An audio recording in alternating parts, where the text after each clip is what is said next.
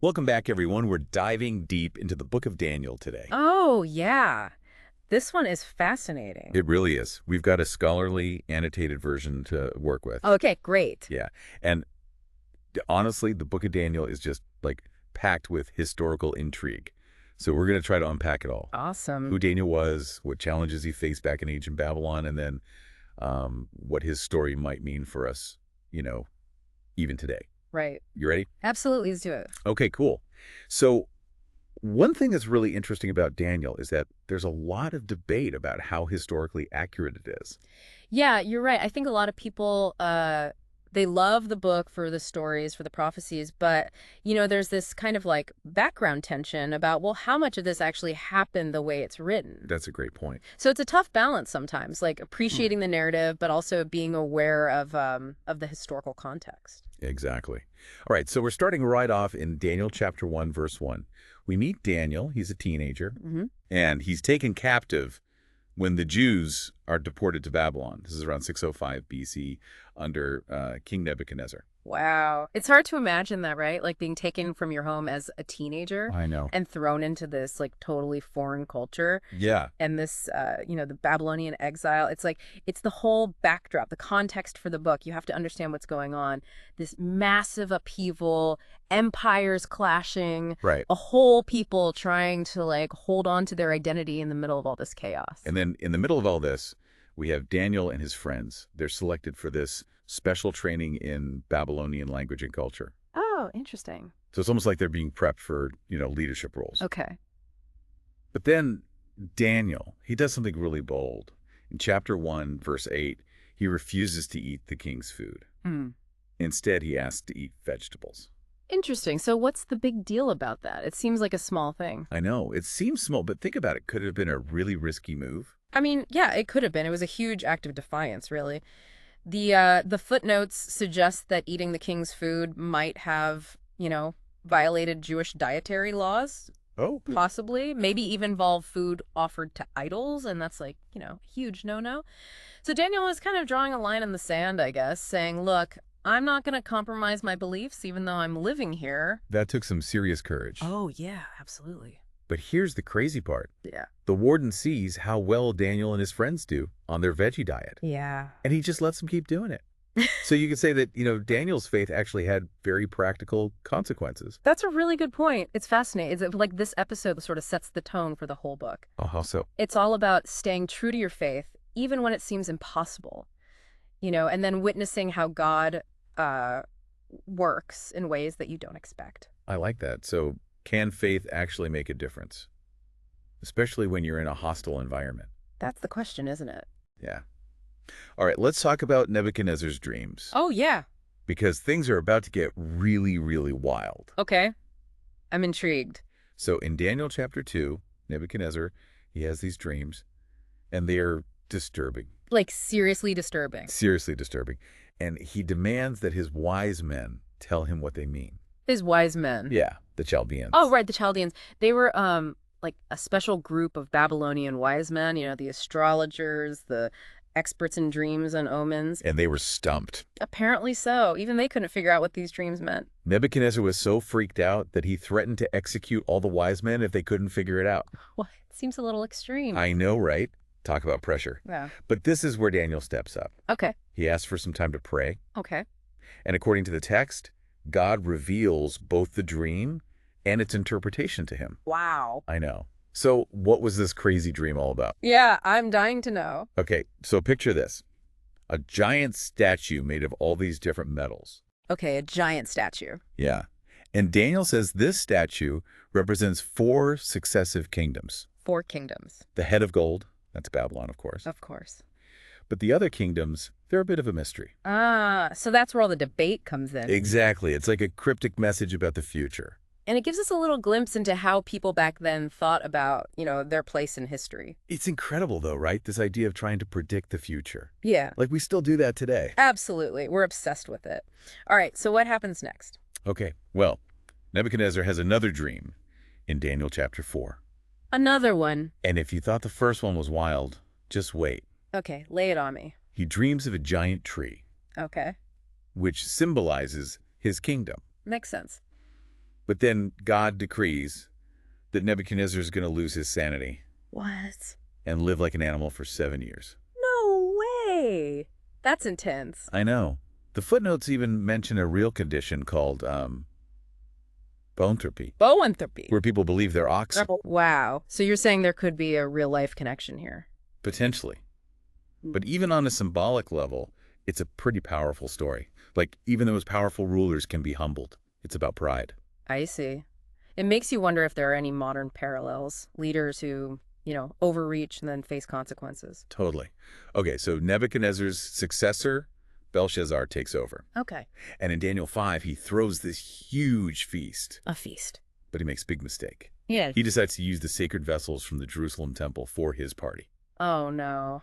That's, seriously disrespectful. I know, right? Talk about a lack of respect. It shows how power can really blind people. Blind them to what really matters. Exactly, to the significance of, other cultures and beliefs. Yeah. And then, get this, handwriting appears on the wall during the feast. Wait, what? Handwriting on the wall? Yeah, out of nowhere. And the footnotes actually mention a lampstand. So this writing, it was in plain view. Everyone saw it. Okay, now that's creepy. I know. Belshazzar is terrified. His wise men, they can't figure it out. So who do they call? Daniel, of course. He's the only one who can interpret the message. Oh, this is like a classic scene. It really says something about the power of those ancient beliefs, Even in the middle of all that, partying and decadence. Exactly. So what did the writing say? Well, according to Daniel, it condemns Belshazzar for what he's done. Okay. And it predicts the fall of his kingdom. Ooh, this isn't good. And that very night, guess what? Babylon is conquered by the Medes and Persians.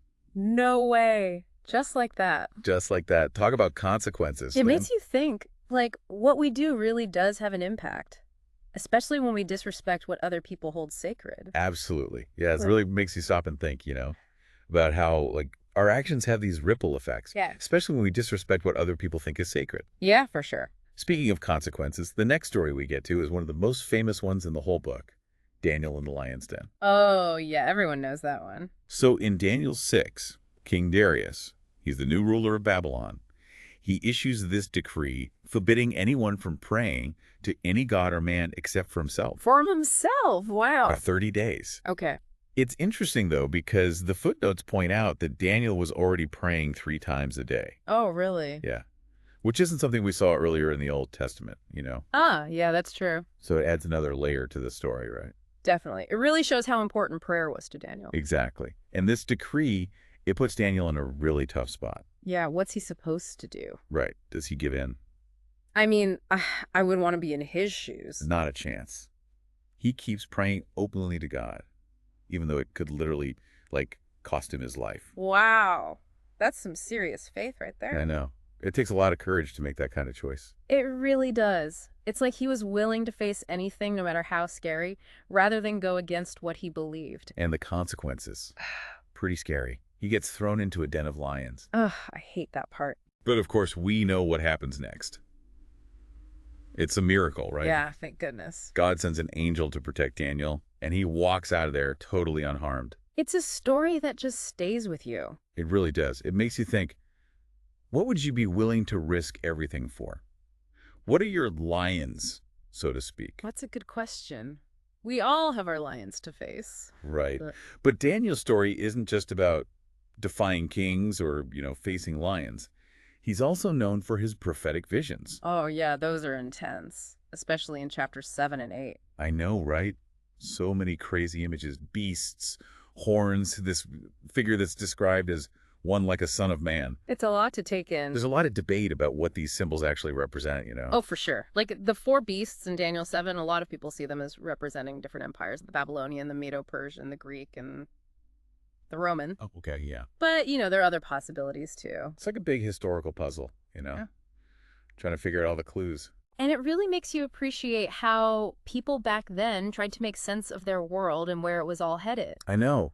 They were trying to understand their place in history. Exactly. And even amidst all the chaos and confusing symbols, there's this idea that history actually has a direction, even if we can't always see it. I like that. It's kind of reassuring, isn't it, to think that there's a bigger plan at play, even when things seem totally random. Definitely. So then we get to the prophecy of 70 weeks in Daniel 9. Oh, yeah. That one's a bit complicated. It is. Yeah. But the footnotes help to break it down. So Daniel was praying for the restoration of Jerusalem. Okay. And then the angel Gabriel shows up with this timeline that's measured in sevens. Sevens. Yeah. Most scholars think these sevens represent periods of years. Oh, interesting. So it's like a code, a message about the future. Exactly. And it predicts all these events that ultimately lead to the arrival of, like, a messianic figure. Wow. It's no wonder this passage has been studied for so long by Jewish and Christian thinkers alike. I know, right? And it makes you think about how differently people in ancient times viewed their place in history. Like, they were living in this grand narratives, Yeah. with a beginning, a middle, and an end that was already decided. It makes you wonder, how would our understanding of history be different if we still thought that way? Right. Okay, so to recap, we've covered a lot of ground with Daniel. His early life in exile, how he rose to power, those encounters with the kings. Or forget the lions. Oh, yeah. His miraculous escape from the lion's den.